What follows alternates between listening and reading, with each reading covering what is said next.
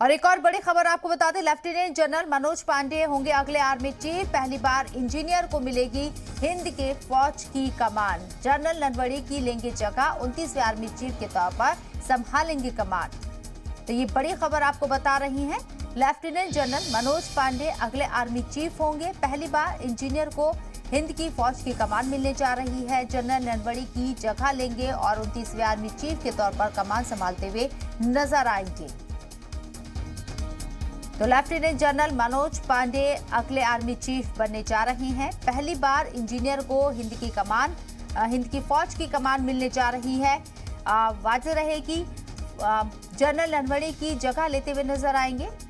Lieutenant general Manoj Pandey यहां 29वें army chief के तौर पर संभालेंगे कमान।